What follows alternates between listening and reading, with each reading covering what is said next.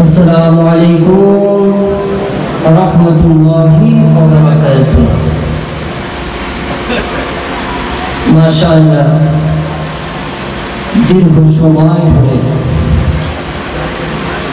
যারা হযরত মাওলানা আলমগীর সাহেব আপনাদের খিদমতে আলোচনা রাখলেন। এই মোড়াগাছা গ্রামে এই এলাকায় প্রথমবার এসেছি। যে সমস্ত ভাই যদি কেউ বাইরে এদিক সেদিক ঘোরাফেরা করেন, মজলিসে মাশাআল্লাহ বসার জন্য খুব ভালো জায়গার ব্যবস্থা করেছে। মজলিসের মধ্যে চলে আসুন। দরবারে ফুরফুরা শরীফ থেকে আপনাদের খেদমতে এসেছি, ইনশাআল্লাহ কিছু কথা আলোচনা করব। আপনারা প্রত্যেকে অবগত আছেন যে আজকের এই জলসা খাস মিলাদুন নবী জলসা। কি গো, কথা ঠিক না ভুল? মিলাদুন নবী জলসা আল্লাহ রসুলের বেলাদাতের খুশিতে মুমিন মুসলমান যার যতটুকু সামর্থ্য এই এলাকার মানুষ প্রত্যেকে সাহায্য সহযোগিতা করে, বিশেষ করে আমার যুবক ভাইদের চেষ্টায় আল্লাহ পাক এই মাহফিলকে কায়েম করিয়েছে। আমরা আল্লাহ পাকের দরবারে দোয়া চাই।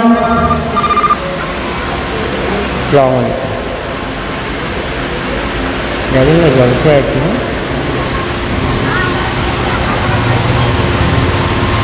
আমরা আল্লাহ পাকের দরবারে দোয়া চাই যে মহান রব্বুল আলামিন আল্লাহ পাক আল্লাহ তাআলা এই জলসার মাহফিলটা আমাদের সকলের জন্য নাজাতের ওসিলা হিসেবে কবুল করে নিন। সকলে বলুন না আল্লাহুম্মা আমিন। বাবাজি আমার, বর্তমান সময়ে অনেকে দেখবেন এই মিলাদুন নবী জলসার আবার বিরোধিতা করে, এমনও মুসলমান আছে। কি গো, আছে না নেই? হ্যাঁ, আজকে এই মিলাদুন নবী জলসায় আমরা বসেছি যে রাসূলের বেলাদাতের খুশি স্বয়ং আমার আল্লাহ করেছেন। তামাম নবী রাসূলদের প্রতি যে রাসূলের বেলাদাত সম্পর্কে আল্লাহ পাক তাদেরকে নির্দেশ দিয়ে পাঠিয়েছিলেন যে তোমরা দুনিয়ার জমিনে যাচ্ছ, আমি আল্লাহ তোমাদেরকে নবুয়ত দিলাম, আমি আল্লাহ তোমাদেরকে রিসালাত দিলাম, তবে একটা শর্তে, যদি তোমাদের সময়কালে আমার রাসূল শ্রেষ্ঠ নবী নবীদের শিরোমণি মুহাম্মদুর রাসূলুল্লাহ, সকলে বলুন সাল্লাল্লাহু আলাইহি ওয়াসাল্লাম, তিনি যদি তোমাদের সময়ে আসে তাহলে অবশ্যই তোমরা তার সাহায্যকারী হবে, অবশ্যই তোমরা তার অনুসরণকারী হবে। আমি আল্লাহ তোমাদেরকে কবুল করে নেব। একটু জোরে বলুন সুবহানাল্লাহ। কি বল, রাসূলের বেলাদাতের আগে আল্লাহ পাক প্রত্যেকটা নবী রাসূলকে এই নির্দেশ দিয়েছিলেন তো নাকি? হ্যাঁ, এই কি আমার মুখের কথা যে বলতে হয় একটা বলে দিলাম। আল্লাহ পাক কোরআন শরীফের মধ্যে আসসালামু আলাইকুম। হ্যালো,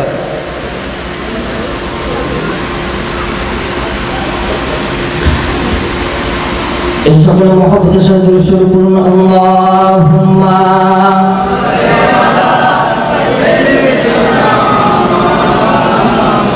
আসসালামু আলাইকুম। যে ভালো জলসায় আছি, জলসা করছি। হ্যাঁ, মাইকে আছি। কবে? হ্যাঁ, ডেট হবে, ডেট হয়ে যাবে, আপনি নিয়ে নিন, অসুবিধা হবে না।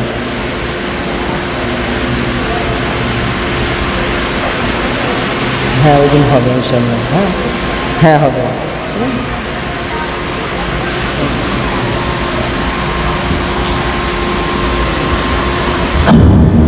তো আল্লাহ পাক আমাদেরকে সেই নবীর বিলাদাতের খুশিতে মিলাদুন নবী জলসার মাহফিলে হাজির করিয়েছেন। সকলে একটু মহব্বতের সাথে বলি আলহামদুলিল্লাহ।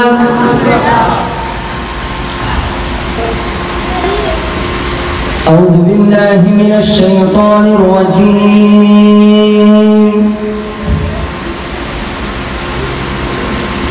بسم الله الرحمن الرحيم.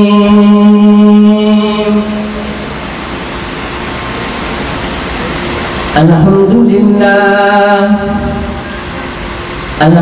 لله نحمده ونستعينه ونستغفره ونؤمن به ونتوكل عليه ونعوذ بالله من شرور أنفسنا ومن سيئات أعمالنا من يهده الله فلا مضل له ومن يضلله فلا هادي له ونشهد أن لا إله إلا الله وحده لا شريك له ونشهد أن سيدنا وسندنا وحبيبنا ومولانا محمدا عبده ورسوله فقد قال الله تعالى في كلامه المجيد والفرقان الحميد وما أرسلناك إلا رحمة للعالمين وقال الله تعالى في شان حبيبه مخبرا وآمرا إن الله وملائكته يصلون على النبي يا أيها الذين آمنوا صلوا عليه وسلموا تسليما اللهم দেশটা কমান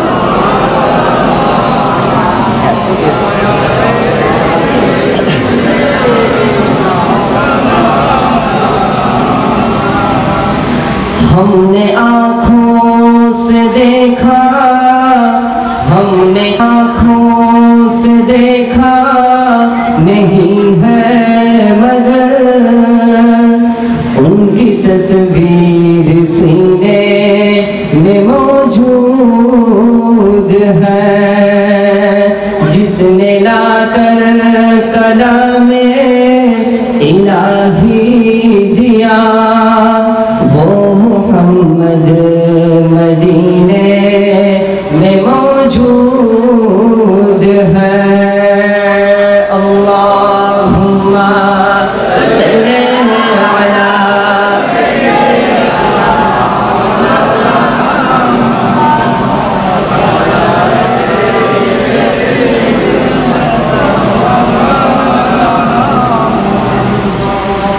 हमने माना कि जन्नत बहुत है हंसी छोड़कर मैं मदीना न जाऊं कहीं यूं तो जन्नत में सब है मदीना नहीं और जन्नत मदीने में मौजूद है अल्लाहुम्मा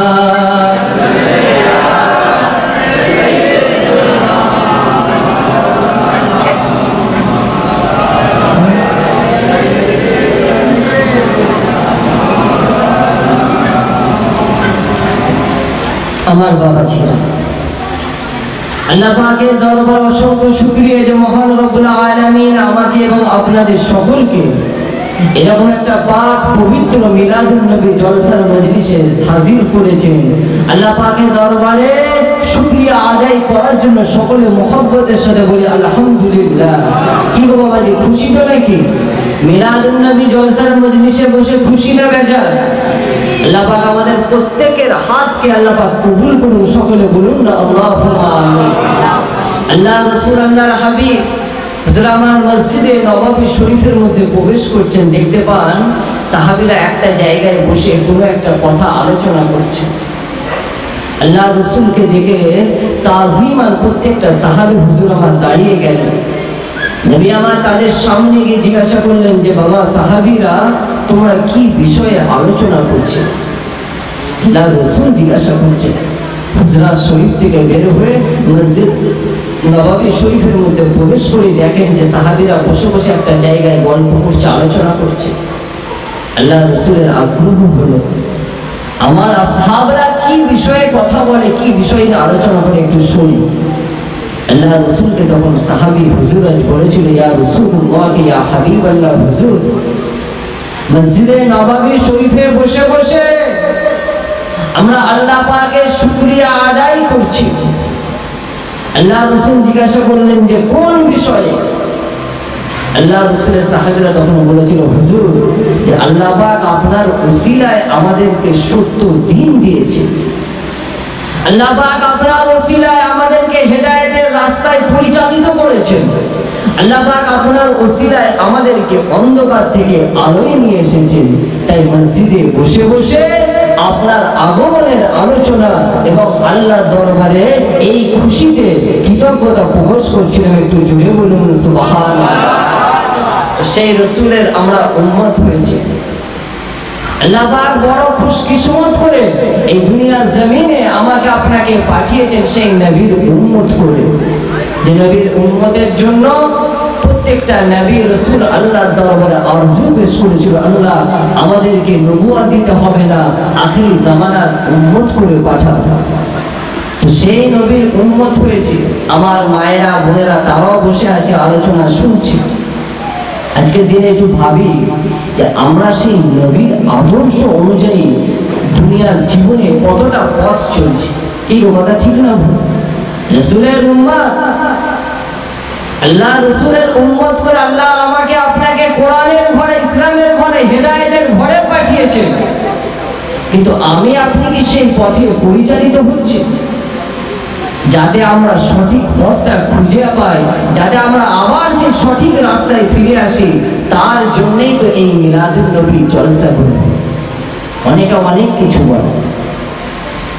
বাবা মুসলমান ঘরে ছেলেরা, এ নবীর উম্মত উম্মতিরা, আল্লাহ পাক আল্লাহ তাআলা কালামুল্লাহ শরীফের মধ্যে স্পষ্ট ভাবে জানিয়ে দেন, এ দুনিয়ার মানুষ, আমি আল্লাহ আমার হাবিবকে দুনিয়ার জমিনে ওমা আরসালনাকা ইল্লা রাহমাতাল লিল আলামিন, দুনিয়াবাসীর জন্য, तमाम সৃষ্টি জগতের জন্য আমি আল্লাহ আমার হাবিবকে রহমত করে পাঠিয়েছি।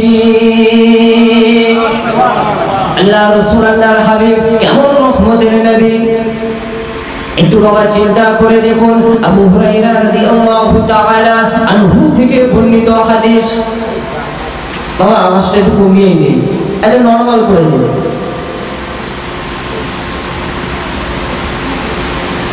আবু হুরায়রা রাদিয়াল্লাহু তাআলা আনহু থেকে বর্ণিত হাদিস। আল্লাহ রাসূলকে জিজ্ঞাসা করছেন, ইয়া রাসূলুল্লাহ ইয়া হাবিবাল্লাহ হুজুর, আপনার বেলাদাত সম্পর্কে আমরা শুনেছি, কিন্তু আপনার নবুয়তের সূচনা একটু জানতে চাই। আমরা তো অনেকেই বলি যে আল্লাহ রাসূল আল্লাহর হাবিব 40 বছর বয়সে নবুয়ত পেয়েছিলেন। কি গো, এই আওয়াজ শুনিনি আমরা? হ্যাঁ, আমরা কম বেশি এটা জানি। আল্লাহ রাসূলকে যখন বলা হলো হুজুর আপনার নবুয়তের সম্পর্কে জানতে চাই, আপনি কখন, কোন সময় আল্লাহ পাক আপনাকে নবুয়ত দিয়েছিলেন? আল্লাহ রাসূল তখন মুচকি হেসে বলেছিলেন, বাবা আবু হুরায়রা, আমি রাসূলুল্লাহ সেই সময় নবী ছিলাম যখন আল্লাহ পাক নবী আদম আলাইহিস সালামকে সৃষ্টি করেনি, তার শরীরটা তৈরি করে আমার আল্লাহ যখন রূহটা ফুঁকে দেয়নি, তখনও পর্যন্ত আমি রাসূল আমার আল্লাহর দরবারে নবী হিসেবে ছিলাম। একটু জোরে বলুন সুবহানাল্লাহ। আল্লাহ রাসূল হুজুর আমার বলছেন আল্লাহ পাক যখন নবী আদম আলাইহিস সালামের একটা কুনিয়াত নাম, উপনাম আবু মুহাম্মদ, যে মুহাম্মাদের পিতা, এই নামটা যখন আল্লাহ পাক রাখলেন, নবী আদম আলাইহিস সালাম অবাক হয়ে গেলেন, আল্লাহ এই নামটা আপনি কেন রাখলেন? যে আমার তো এখন কোনো সন্তান নেই, অথচ আপনি আমাকে আবু মুহাম্মদ বানিয়ে দিলেন, এই নামটা রাখার রহস্যটা কি? আল্লাহ পাক তখন বললেন যে আদম, একটু মাথাটা তুলে দেখো, তোমার মাথাটা একটু তুলে দেখো। আল্লাহ পাকের হুকুমে আদম আলাইহিস সালাম মাথাটা তুললেন, আরশে আজিমটা দেখতে পেলেন।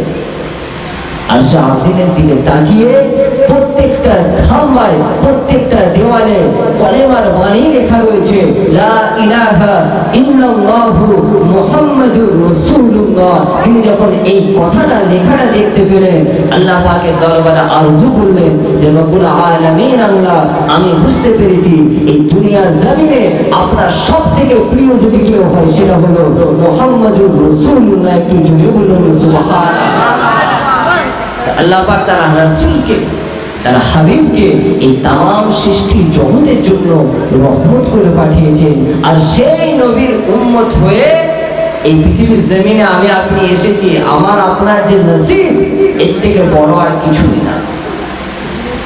তখন মুসলমান ঘরের ছেলেরা, এ নবীর উম্মত উম্মতিরা, আল্লাহ রাসূল আল্লাহর হাবিব আমার আরো একটা হাদিসের মধ্যে ঘোষণা দিয়ে বলেন, আল্লাহ রাসূলের বেলাদাতের আগের যে সমস্ত ঘটনা কিতাবের মধ্যে যাকে ইরসালাত বলা হয়, আল্লাহ রাসূলের জন্মের আগের ঘটনাগুলো যদি লক্ষ্য করেন তাহলে দেখতে পাবেন সেই বুনিয়াদ, সেই ভিত্তিটা কেমন ছিল।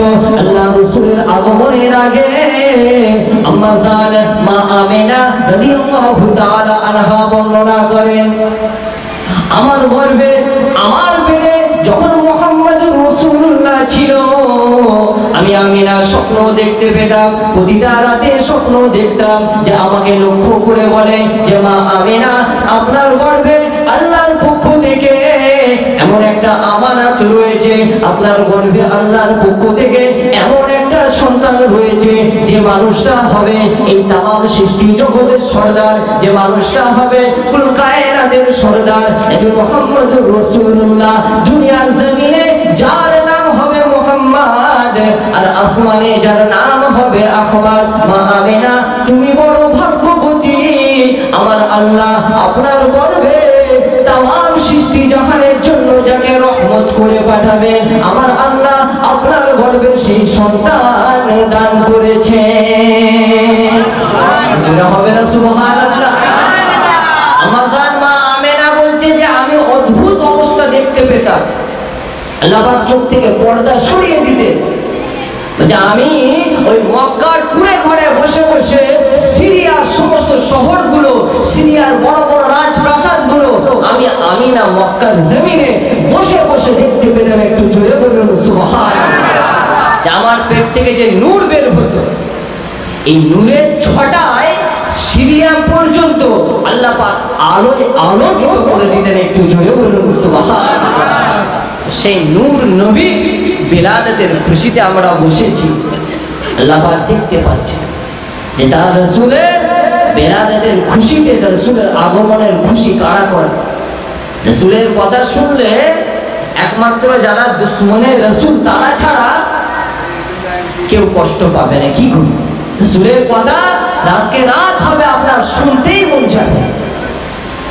আল্লাহ পাক আমাদেরকে সেই নবী আদর্শ মেনে চলার তৌফিক দান করুন। সকলে বলুন না আল্লাহুম্মা আমিন।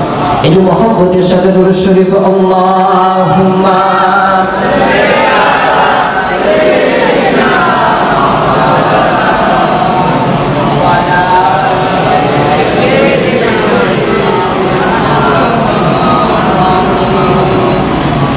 আল্লাহুম্মা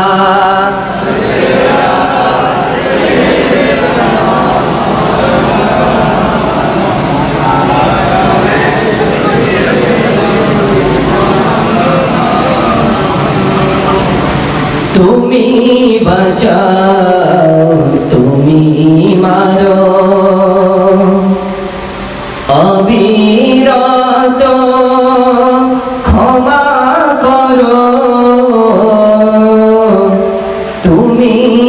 চাও তুমি মারো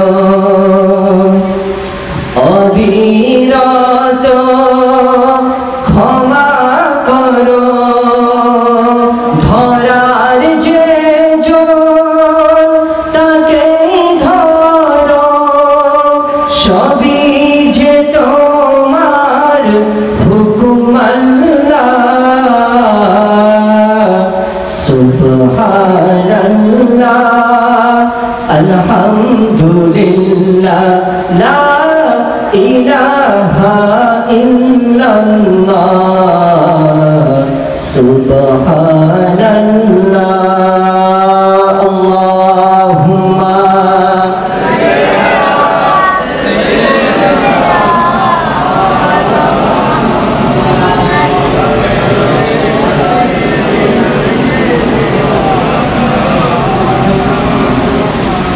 আমার বাবা ছিল যে কথাটা আলোচনা করছিলাম আল্লাহ রসুলের আগমনের ভিত্তিটা কেমন ছিল একটু শুনুন।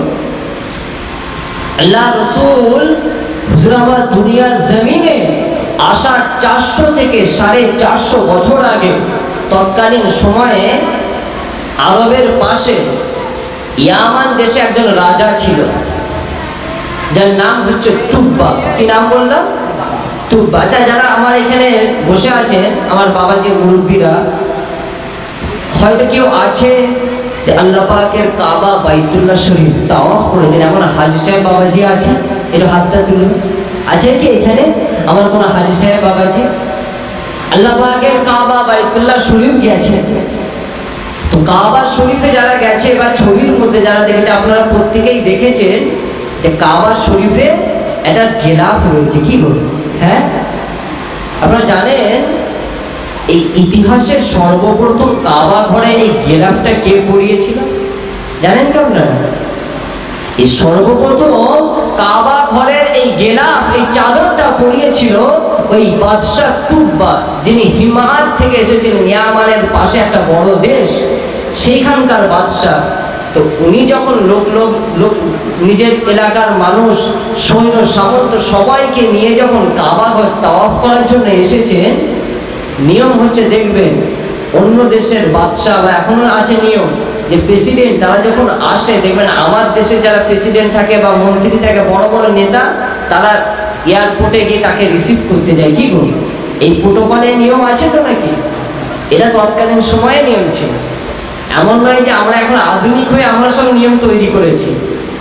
এটা হাজার হাজার বছর আগেও এই নিয়ম ছিল। তো বাদশাহ তুব্বা যখন কাবা শরীফ তাওয়াফ করার জন্য, জিয়ারত করার উদ্দেশ্য নিয়ে মক্কার জমিনে এসেছে, তাকে রিসিভ করার জন্য, তাকে সংবর্ধনা দেওয়ার জন্য মক্কার কোনো মানুষ কেউ যায়নি। এই জিনিসটা রাজাকে খুব আঘাত দিল, মনে মনে খুব অপমানিত হলেন। ওনার সাথে বহু সৈন্য সামন্ত রয়েছে, শুধু তাই নয়, ওনার সাথে তাওরাত কিতাবের 10 জন বড় পণ্ডিত আলেম, তারাও ওনার সাথে ছিল। এই অপমান হওয়ার পর উনি বললেন যে মক্কার মানুষরা আমাকে এত অপমান করলো যে আমি রাজা এখানে এলাম, আমাকে সংবর্ধনা দিয়ে রিসিভ করার জন্য কেউ আগিয়ে আসলো না, তো এই কাবা ঘরকে আমি ধ্বংস করে দেব। যখন এই কথা বলেছে, তখন সেই আলেমরা তখন রাজাকে পরামর্শ দিল যে দেখুন, এই কাবা ঘর হচ্ছে আল্লাহর ঘর। এই ঘর যদি আপনি ধ্বংস করেন ওই মানুষগুলোর ভুলের কারণে, তাহলে কিন্তু আপনাকে আল্লাহর দরবারে ধরা পড়ে যেতে হবে। বাদশাহ বলছে তাহলে আমি কি করব, আমার রাগ তো মেটাতেই হবে। তখন মনে মনে বলছে তার এক কাজ করি, এই মক্কার জমিনে যত মানুষ রয়েছে সবাইকে আমি কতল করে দেব। এই সিদ্ধান্ত বাদশাহ নিয়েছে। বাদশার নাম কি বললাম? তুব্বা। আল্লাহ রসুলের আগমনের 400 বছর আগের কথা কিতাবের মধ্যে এসেছে।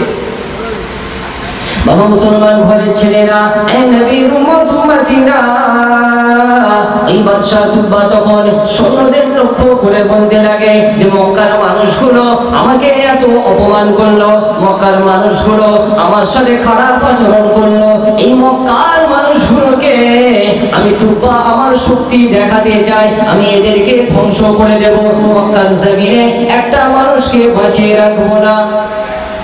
যখন এই কথাটা বলেছে, বাদশার সাথে যে 10 জন আলেম ছিল যারা তাওরাত কিতাবের বড় পণ্ডিত, তারা তখন তুব্বাকে লক্ষ্য করে বলতে লাগে, এই বাদশা তুব্বা, আমরা আমাদের কিতাবের মধ্যে পেয়েছি, আমরা তাওরাতের মধ্যে পেয়েছি, আখিরি জামানার দুনিয়ার জমিনে শেষ নবী হিসাবে আমার আল্লাহ যাকে পাঠাবেন, যিনি সমস্ত মানুষদেরকে হিদায়াতের রাস্তায় নিয়ে আসবেন, যিনি মানুষকে আল্লাহর দিকে ডাক দেবেন, সেই আখেরি নবী এই মক্কার জমিনে আসবে। তাহলে আপনি যদি এদেরকে কতল করে ফেলেন, তাহলে কেমন করে সেটা সম্ভব? বাদশা বলছে, তাই তো, তাওরাত কিতাবে আছে যে শেষ নবী মক্কার জমিনে আসবে, আর মক্কাবাসী যদি না থাকে তো সমস্যা। উনি তখন বললেন যে ঠিক আছে, এদেরকে কতল করবো না, তাহলে কি করব? তখন সে আলেমরা বলল যে দেখুন, এরা তো আপনার সাথে খারাপ ব্যবহার করেছে, বরং আপনি এদের সাথে উত্তম আচরণ করে এখান থেকে চলে যান। তখন বাদশা তুব্বা বলল, যে ঘর নিয়ে ওদের গর্ব, ওই ঘরের আমি একটা চাদর করে দেবো, বিশ্বের মানুষ তারা আসবে, তারা এই আমার চাদরটা দেখতে পাবে, তাদের কানে আমার কথা পৌঁছে যাবে। এই চিন্তা ভাবনা করে উনি কাবা শরীফের গেলাপটা তৈরি করে কাবা শরীফের গেলাপটা পরিয়েছিলেন। একটু জোরে বলুন সুবহানাল্লাহ। গেলাপ পড়ানোর পরে উনি কিন্তু মক্কায় আর থাকতে চাইলেন না। মক্কার মানুষরা নিজের ভুল বুঝতে পেরে বলল যে বাদশাহ কিছুদিন থাকো, আপনার মতন একজন বাদশাহ এসেছে, এটা আমাদের বড় সৌভাগ্য, আমরা একটু ভুল করেছি। তখন বাদশাহকে এই আলেম ওলামারা বলল যে আখেরি জামানার নবী মক্কায় তো জন্ম লাভ করবেন, তবে এখানে বেশি দিন থাকবেন না।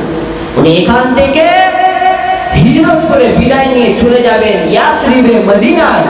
আল্লাহ রাসূলের বিদায় মদিনায় যাওয়ার কথাটা যখন ওই তুব্বার কানে যখন আসলো, তখন তুব্বা বলতে লাগে, তাহলে এখানে থেকে কোনো লাভ নাই, আমি যাই মদিনা। আল্লাহ রাসূল আল্লাহর হাবিব যেদিন মদিনার জমিনে পা রেখেছিলেন, আপনারা জানেন যে হযরতে আবু আইয়ুব আনসারী রাদিয়াল্লাহু তাআলা আনহুর বাড়িতে নবী আমার ছিলেন। হিজরতের ইতিহাস শুনেছেন তো আজ সিরাতের মাধ্যমে।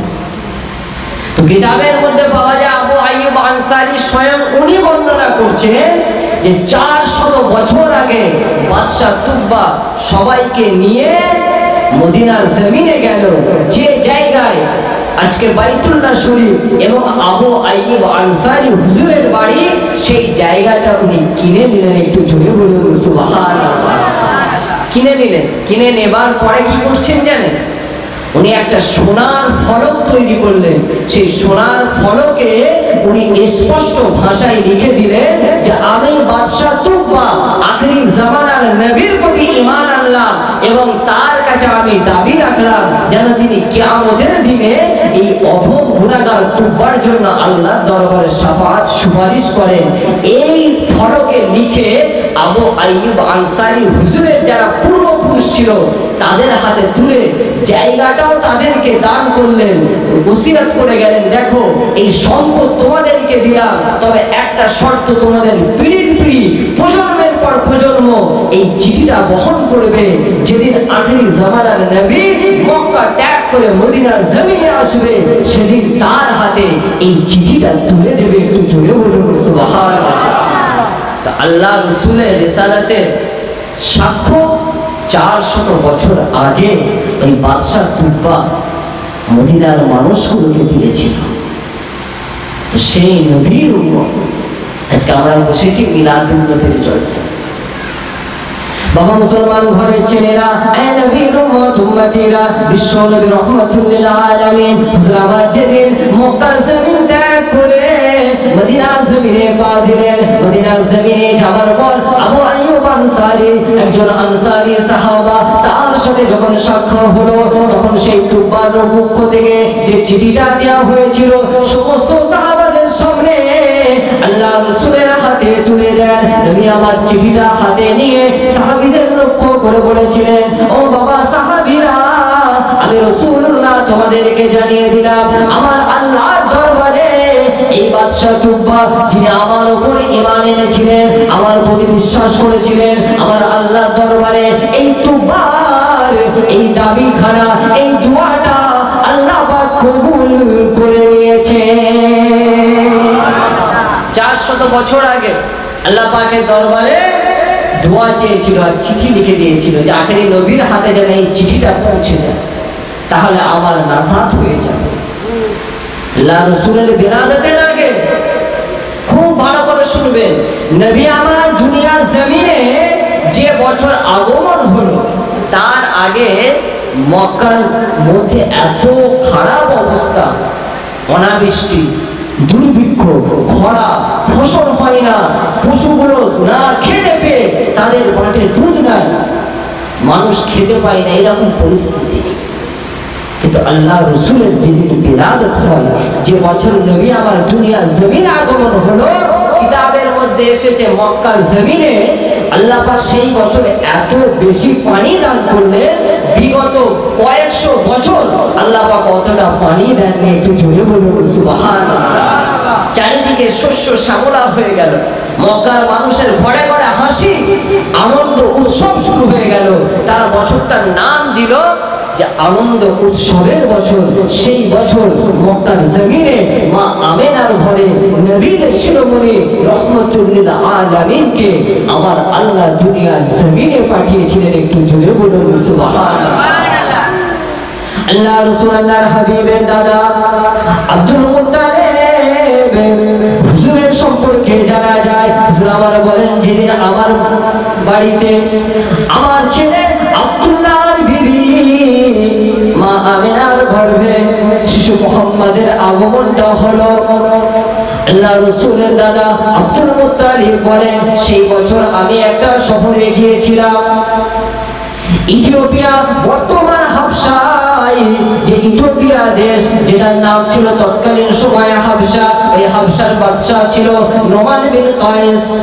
এই নোমান বিন কায়েস আমাকে দেখে বলেছিল যে আব্দুল মুত্তালিব, আপনার চেহারাটা দেখে আমার যেটা মনে হয় আমি আপনার সামনে বলতে চাই। আব্দুল মুত্তালিবকে লক্ষ্য করে ওই নোমান বিন কায়েস বলেছিল যে মক্কার জমিনে আমার আল্লাহ এমন একটা মানুষকে পাঠাবেন, মক্কার জমিনটাতে আমার আল্লাহ এমন একটা আবির্ভাব করবেন, এমন একটা রাসূলের, যিনি মানুষকে হেদায়েতের বাণী শোনাবেন, যিনি মানুষকে আল্লাহ দাওয়াত দেবেন, যিনি মানুষকে শরীয়তের কথা বলবেন। ও আব্দুল মুত্তালিব, তোমার চেহারা দেখে আমি তোমার আমার মনে হয় কিতাবের কথা অনুযায়ী ওই আব্দুল মুত্তালিব তুমি হলে সেই আখেরি জামানার নবীর দাদা। আব্দুল মুত্তালিব তখন বলেছিল যে সত্যি সত্যি আপনাকে বলতে যাই যে আমার ছেলে আব্দুল্লাহর পুত্র হয়েছে, যার চেহারাটা দেখে আমি আমার ছেলে হারানোর কষ্টটা ভুলে গিয়েছি। তাই আমার মনে হয় আমার এই পোতা আব্দুল মুত্তালিবের পোতা এই মুহাম্মদুর রাসূলুল্লাহ দুনিয়ার জমিনে আমার আল্লাহ যাকে পাঠিয়েছেন, এই ছেলেটা সাধারণ কোনো ছেলে হতে পারে না। এই ছেলের ওসিলায় কুরাইশ বংশের ক্ষমতা, কুরাইশ বংশের রাজত্ব কিয়ামত পর্যন্ত আমার আল্লাহ জারি করে দেবে। আব্দুল মুত্তালিব বলে যে আমার এই পুত্র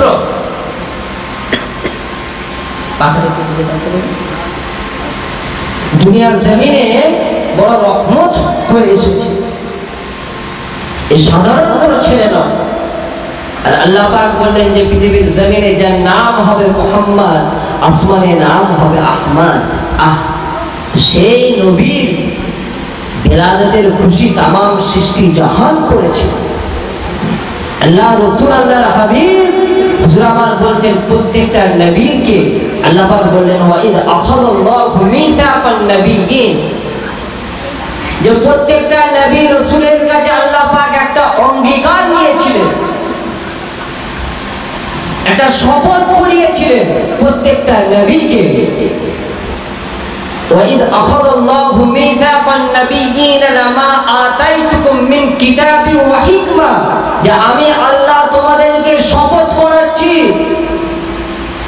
যে তোমাদেরকে রিসালাত দিলাম, তোমাদেরকে কিতাব দিলাম, তোমাদেরকে হিকমত দিলাম, কিন্তু যদি তোমাদের মাঝে আমার রাসূল আসে, সুম্মা জাআকুম রাসূলুন মুসাদ্দিকুল লিমা মাআকুম লা তু'মিনুন্না বিহি ওয়া লা তানসুরুন্না, যদি তোমাদের মাঝে আমার রাসূল আসে তাহলে অবশ্যই তোমরা তার প্রতি ঈমান আনবে এবং তার সাহায্যকারী হয়ে যাবে। যাবে, আমি আল্লাহ তোমাদেরকে কবুল করে দেব। একটু জোরে বলুন সুবহানাল্লাহ। প্রত্যেকটা নবী রাসূলকে আল্লাহ পাক শপথ করিয়েছিলেন আমার রাসূলের প্রতি যাদের ঈমান আনে, আমার রাসূলের আগমনের কথা তাদের উম্মতকে যাদের ছড়িয়ে দেয়, সেই নবীর উম্মত হয়েছে। কিংবা আমাদের থেকে বড় খুশকিসমত আর কিছু আছে? হ্যাঁ, আল্লাহ পাক বড় মহব্বত করে, বড় ভালোবেসে আমাকে আপনাকে সেই নবীর উম্মত করেছে। তো নবীর মহব্বতে একটু অন্তরের সাথে দরুদ শরীফ পড়ি। আল্লাহুম্মা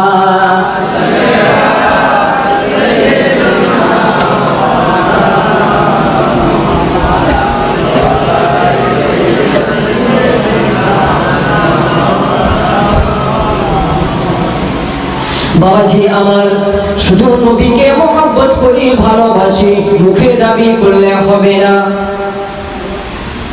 বাস্তবে কাজের মধ্যে আমাদের প্রত্যেককে দিতে হবে। রাসূলের আদর্শ অনুসরণ করুন, রাসূলের সুন্নাহকে অনুসরণ করুন। রাসূলের আদর্শ সম্পর্কে আমার আল্লাহ বলেন, বান্দা লাকাদ কানা লাকুম ফি রাসূলিল্লাহি উসওয়াতুন হাসানাহ। আমি আল্লাহ তোদেরকে জানিয়ে দিলাম আমার হাবিবের মধ্যে এমন আদর্শ, এমন মডেল করে আমার হাবিবকে পাঠিয়েছি। যদি তোরা সত্য পথ পেতে যাস, আমার হাবিবের অনুসরণ কর, আমি আল্লাহ তোদেরকে কবুল করে নেব। আল্লাহ রাসূল আল্লাহর হাবিব আমার যেদিন মক্কার জমিনে ইসলামের দাওয়াত দিতে শুরু করেন, মক্কার মানুষগুলো আল্লাহ রাসূলের বিরোধিতা করতে শুরু করেছিল। সেই সময় মদিনার জমিন থেকে মাত্র 12 জন আনসারী সাহাবী রাসূলের দরবারে যায়। আল্লাহ রাসূলের হাতে হাত রেখে তারা বায়াত হয়েছিল। প্রথম আকাবা, বাইয়াতে আকাবা, এই সংখ্যাটা ছিল 12 জন। কতজন গো? 12 জন। তারা মদিনায় গিয়ে রাসূলের কথা সবাইকে শোনানোর পর ওরা নিজেরা বুঝতে পারলো যে শেষ নবীর আগমন হয়েছে। আমরা যদি মদিনায় বসে থাকি আমাদের ক্ষতি হয়ে যাবে। ওরা আবার সিদ্ধান্ত নিল যে আমরা যাব। এবার 12 জন নয়, এবার কতজন? 72 জন রাতের অন্ধকারে মক্কার জমিনে আসলো। একটু জোরে বলুন সুবহানাল্লাহ।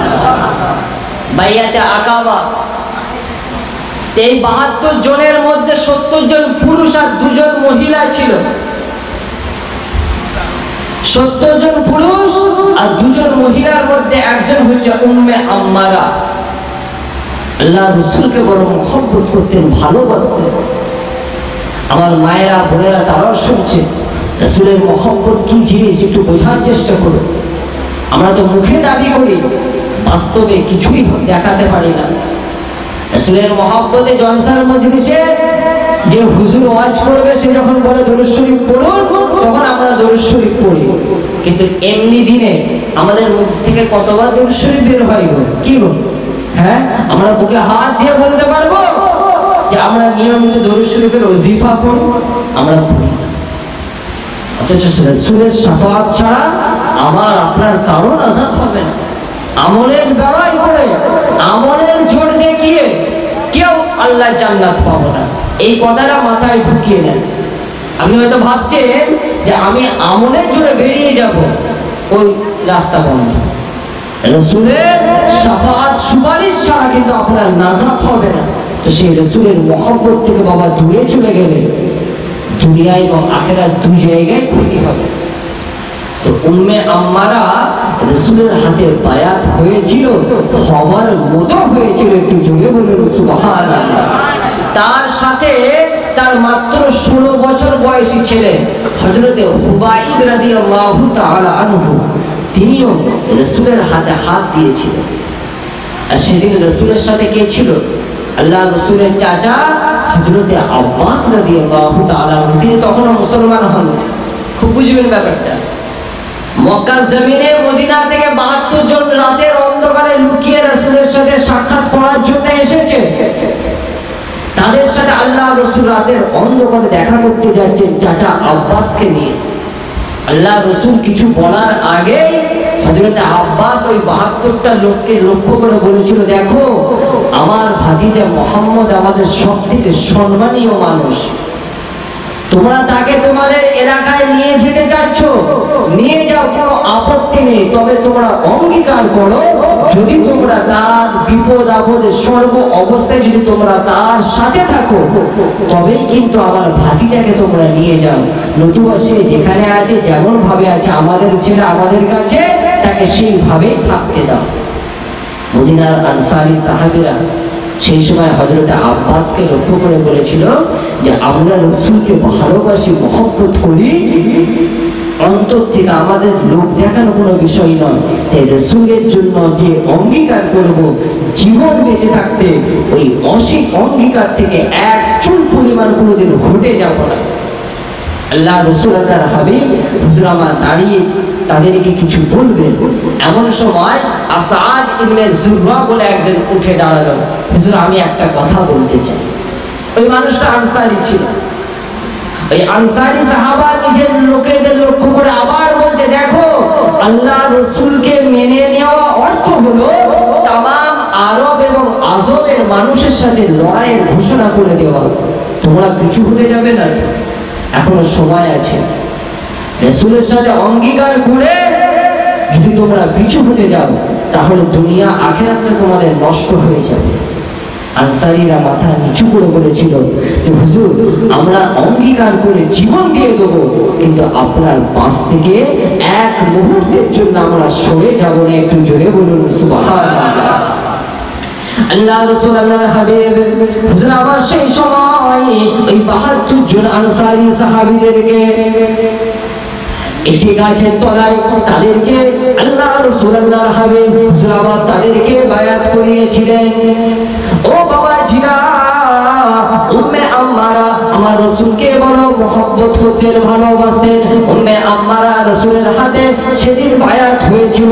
উম্মে আম্মারার সাথে তার একমাত্র পুত্র হযরত হুবাইব রাদিয়াল্লাহু তাআলা আনহু, মাত্র 16 বছর বয়স, তিনিও তার হাতে বায়াত হয়েছিলেন।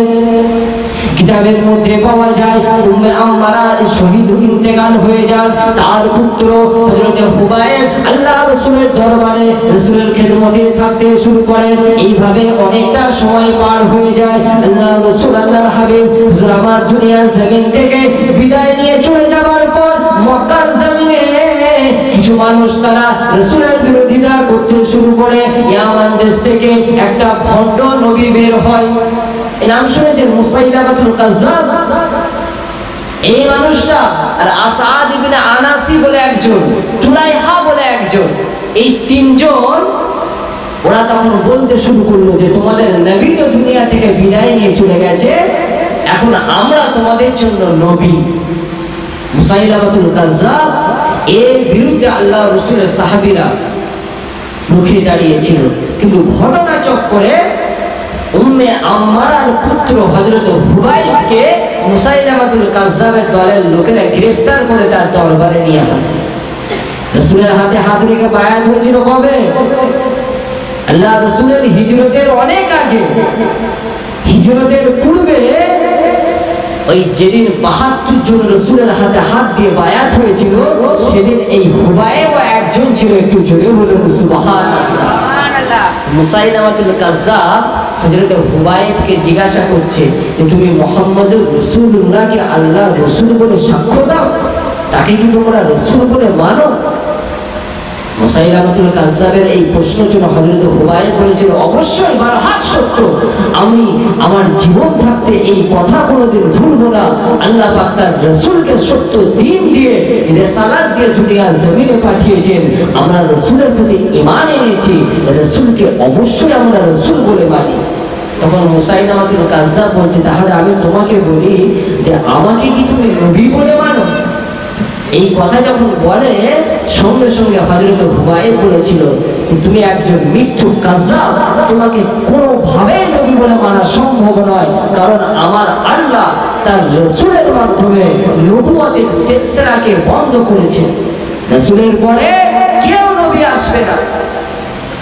আল্লাহ রাসূলের জবান থেকে বলেছেন লা নবিয়্যা বাদি, আমার পরে কোনো নবী নাই, তো তোমাকে নবী বলে মানা আমার পক্ষে সম্ভব না।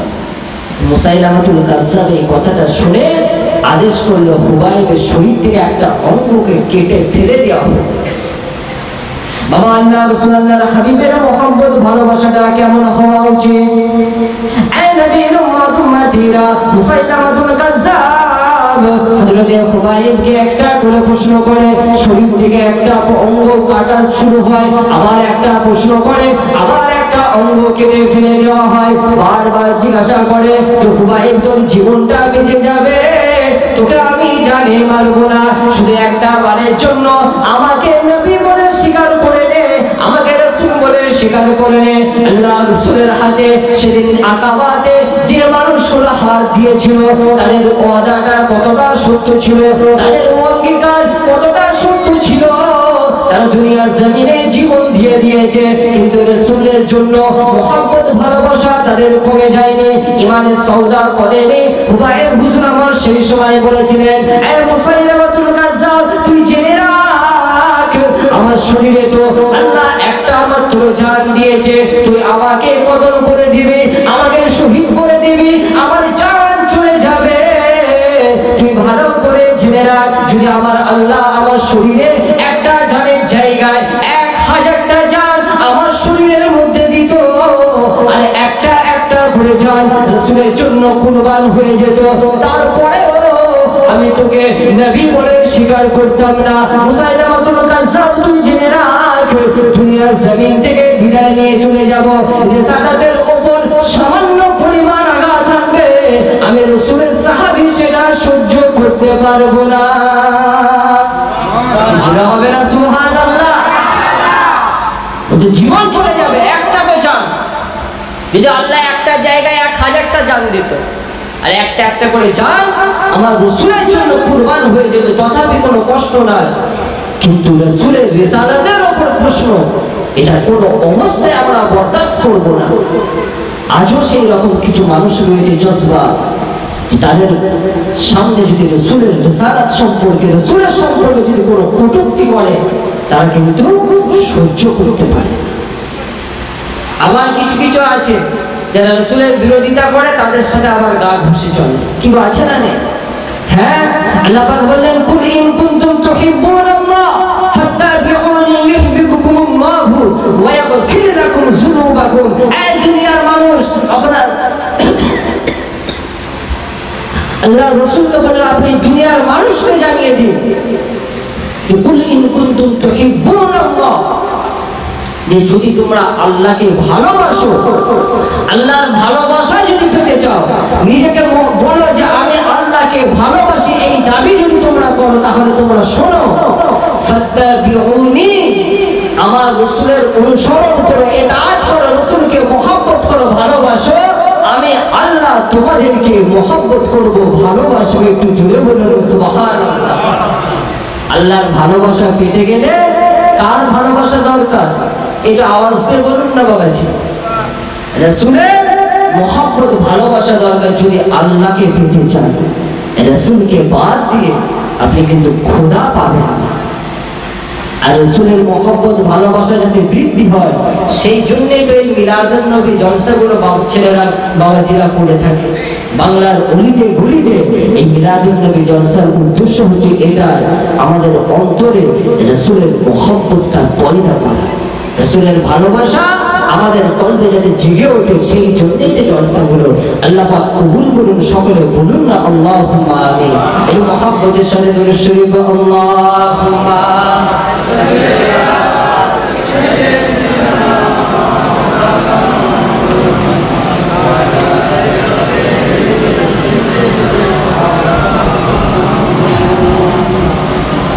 Allahumma salli ala sayyidina Maulana Muhammad wa ala ali sayyidina Maulana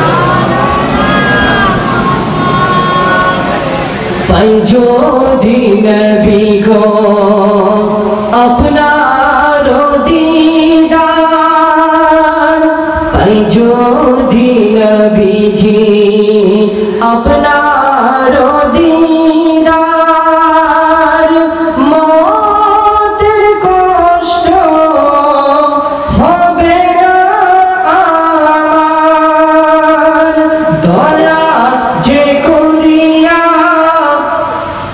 দিও গো দিদার, দয়া যে করিয়া দিও গো দিদার, ইয়া রাসূলুল্লাহ ইয়া রাসূলুল্লাহ। আল্লাহুম্মা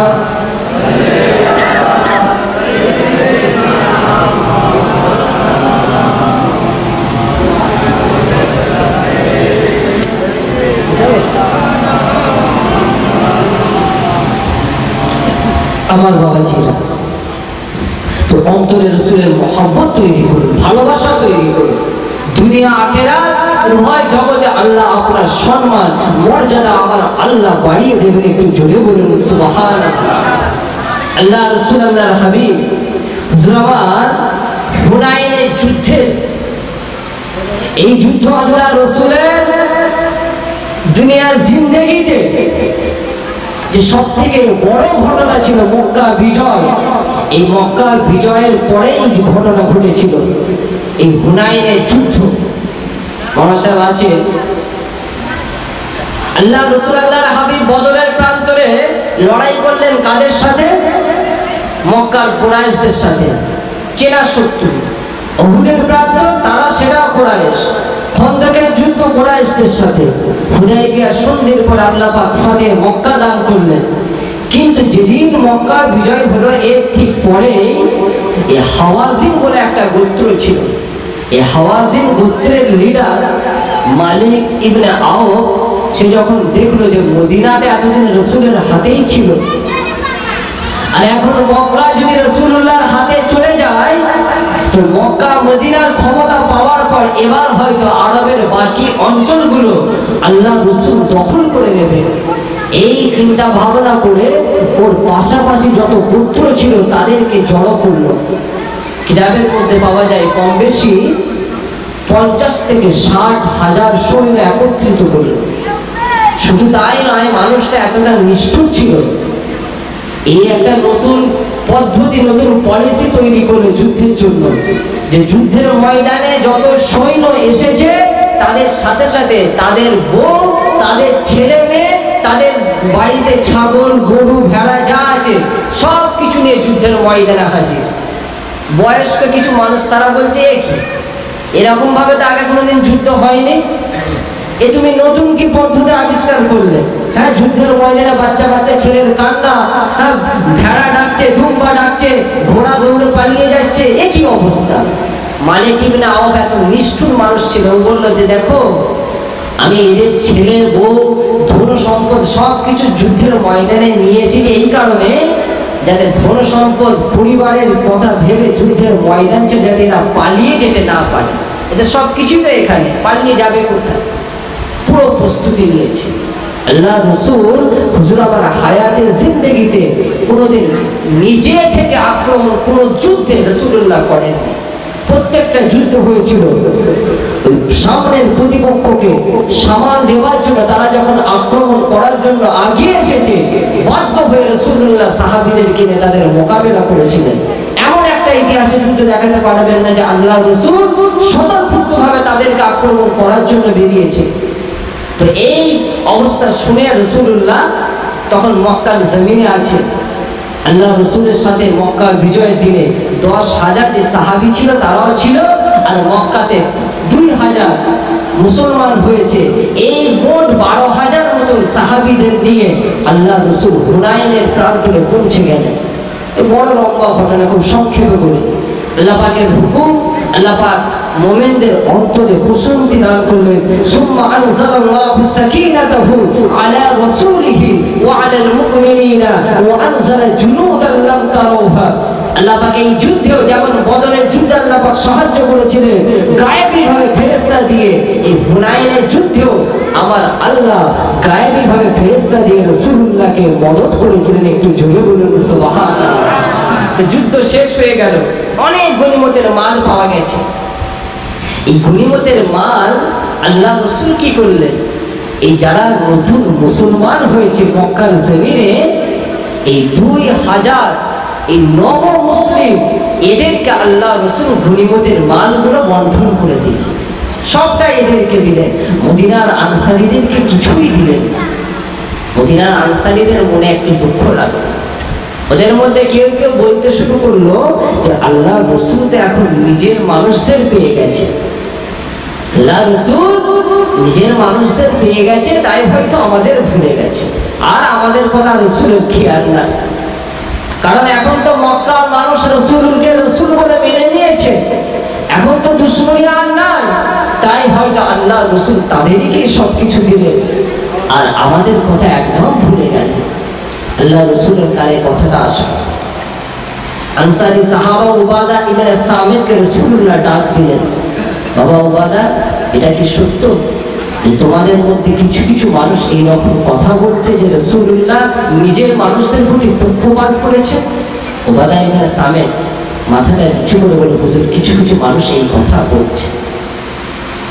আল্লাহ রাসূল তখন বললেন, সবাইকে এক জায়গায় ডাকতে। এটা বড় গাছের নিচে আনসারী সাহাবীদেরকে ডাকা হলো। মুহাজিরদের মধ্যে কয়েকজন আসতে চাইলো, আল্লাহ রাসূল বারণ করে দিলেন। সমস্ত আনসারী সাহাবীরা বসে আছে। মুসলমান ঘরে ছেলেরা, এই নবীর উম্মত উম্মতিরা, আল্লাহ রাসূল আল্লাহর হাবিব সেদিন হুনাইনের প্রান্তরে চোখ ভরা পানি নিয়ে রাসূল আমার আনসারী সাহাবীদের লক্ষ্য করে বলেছিলেন, ও বাবা আনসারী সাহাবীরা, তোমরা কি আমার সম্পর্কে এই কথা বলো? আমি তোমাদের প্রতি অবিচার করেছি, আমি তোমাদের প্রতি পক্ষপাতমূলক আচরণ করেছি, আমি নিজের মুহাজিরদের, নিজের গোত্রের মানুষদের তাদেরকে গনিমতের মাল দিয়েছি, তোমাদের মধ্যে এই কথা কি আলোচনা হয়? আল্লাহ রাসূলের সামনে সমস্ত আনসারী সাহাবীরা মাথাটা নিচু করে বসে আছে, কারো কথা বলার সাহস হয় না। আল্লাহ রাসূল আল্লাহর হাবিব হুজুর আবার আল্লাহ পাকের প্রশংসা করে আনসারীদের লক্ষ্য করে বলতে লাগে, ও বাবা আনসারী সাহাবীরা, তোমরা বলো মদিনার জমিনটা এমন একটা সময়, তোমরা বলো মদিনার জমিনটা অনুর্বর ছিল, ভালো শস্য হতো না, চাষাবাদ হতো না, আমি রাসূলুল্লাহ আমার ওসিলায় আমার আল্লাহ তোমাদের ধন সম্পদ দান করেছেন, মদিনাকে শস্য শ্যামলা বানিয়েছেন। ও মদিনার আনসারী সাহাবীরা, তোমরা বলো বলো, তোমাদের গোত্রের মধ্যে তো বছরের পর বছর নিজেদের মধ্যে ঝগড়া, নিজেদের মধ্যে মারামারি ছিল, আউস গোত্রের সাথে খাজরাজ গোত্রের দীর্ঘদিন ধরে যুদ্ধ, আমি রাসূলুল্লাহ আমার ওসিলায় তোমাদের মধ্যে ভ্রাতৃত্বের সম্পর্ক আমার আল্লাহ তৈরি করেছেন। আনসারীরা চুপ। তোমরা বলো, তোমরা তো অন্ধকারে ছিলে, হিদায়াতের নূর থেকে তোমরা তো বঞ্চিত ছিলে, আল্লাহ পাক আমি রাসূল আমার ওসিলায় আমার আল্লাহ তোমাদেরকে হিদায়াতের আলোয় আলোকিত করেছে, আজকে তোমরা এই কথা বলো? আনসারীরা চুপ। কয়েকজন আনসারী সাহাবী বলছে, হুজুর, আল্লাহ আল্লাহ রাসূলের বড় ইহসান, বড় দয়া আমাদের উপর, হুজুর আমরা কি বলবো? কারো মুখে কোনো কথা নাই। আল্লাহ রাসূল আল্লাহর হাবিব হুজুর আমার সেই সময় চোখ ভরা পানি নিয়ে এদিকে মেসির নবী হুজুর আমার সেই সময় আনসারীদের বলেছিল, বাবা আনসারী সাহাবীরা, তোমরা তো এই কথাটা বলতে পারো যে ইয়া রাসূলুল্লাহ ইয়া হাবিবাল্লাহ, হুজুর যেদিন মক্কার মানুষগুলো আপনাকে তাড়িয়ে দিয়েছিল, সেদিন আমরা আপনাকে আশ্রয় দিয়েছিলাম, যেদিন মক্কার মানুষগুলো আপনাকে কাযযাব বলেছিল, সেদিন আমরা আপনাকে সত্য বলে মেনে নিয়েছিলাম, যেদিন মক্কার মানুষগুলো আপনার সাথে খারাপ আচরণ করেছিল, হুজুর সেদিন আমরা আপনার সাথে উত্তম আচরণ করেছিলাম, তোমরা তো এই কথা বলতে পারো। আল্লাহ রাসূলের কথা শুনে আনসারীদের দুটো চোখ দিয়ে পানি ঝরতে লাগে। রাসূলুল্লাহ সেই সময় হুনাইনের প্রান্তরে দাঁড়িয়ে দাঁড়িয়ে আনসারীদের লক্ষ্য করে বলেছিলেন, ও বাবা আনসারীরা, আজকে এই হুনাইনের যুদ্ধ থেকে পাওয়া গনিমতের মাল থেকে যা ভাগ বাটোয়ারা হবে সেই অংশ নিয়ে মক্কার মুহাজিররা দলে দলে নিজেদের বাড়িতে ফিরে যাবে, তাদের কেউ অংশ হিসাবে ছাগল নিয়ে যাবে, কেউ দুম্বা নিয়ে যাবে, কেউ তলোয়ার নিয়ে ফিরে যাবে। বাবা আনসারী সাহাবীরা, তোমরা কি খুশি হবে না?